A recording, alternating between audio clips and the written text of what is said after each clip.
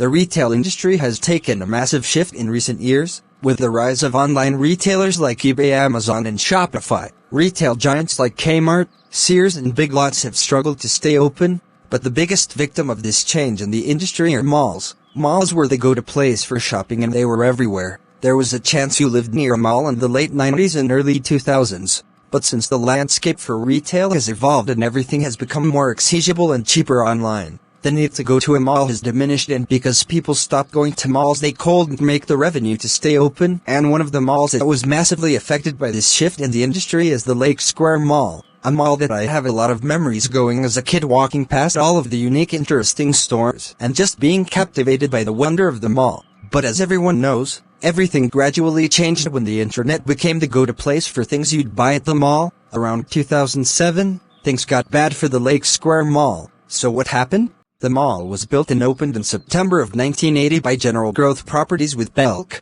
JCPenney, and Sears as their anchor stores. Target opened in the mall in 1992, and in 1995 they added amphitheaters, which started off with 6 theaters, but grew to 12 later on. And in 1997 they added Books A Million. Then Simon Property Group bought the mall, and from there they added stores like Dollar Tree, GameStop, Zales, Rave, Rec Warehouse, Pearl Vision, Vitamin World, Rainbow, Payless SheSource, Hallmark, Fi, and Foot Locker. Things were going good for the mall. People were shopping there. Business was booming, and everything seemed solid, until the industry changed drastically. Around the late 2000s, the market was entering a new era of shopping and purchasing, with big retail chains like Walmart taking away market share, as well as the economy crashing and going through a tough time in 2008, as well as the fact people were ordering stuff online instead of going to malls. Things started to get out of hand for the Lake Square Mall. They couldn't afford to keep certain stores open because they weren't generating enough revenue, and so Lake Square Mall had to make difficult decisions like closing stores like Rave and Dickies, and eventually the anchor stores like Target in 2013,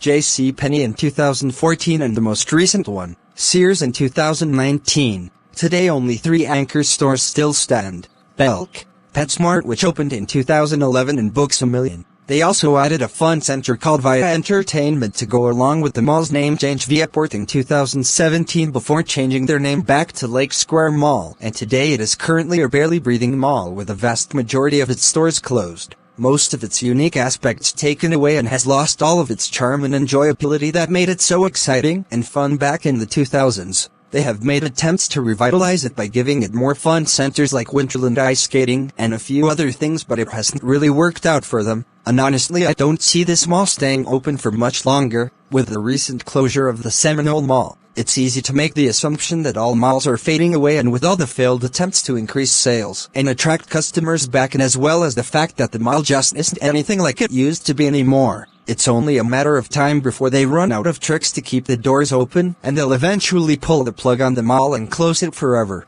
This mall was a big part of my life. It was the first mall I ever went to, and it was my favorite place to go, but those days are long gone. Whenever I go into this mall, I'm just depressed, and I'm reminded that this mall isn't the same, and I'm pretty sure I'm not the only one. It used to be something special, something that offered an unforgettable experience. But now the mall is just a dying shell of what it used to be, and honestly I think it's for the best if they just call it quits. They've tried so many times to make it profitable again, but they've failed every single time. Some places aren't meant to last forever, and maybe it's time for the mall to fade into the sunset. Although some would argue that that time was long ago, like maybe in 2012. The mall hit its peak a long time ago and hasn't been able to recapture those days ever since. It's been struggling to stay alive, and in the process of doing so, it's just made things worse for them, putting them into more debt and just digging a deeper hole. And I think it's best if they just realistically took a look at the situation and say, you know what, we've done all we can do. It's been a good run,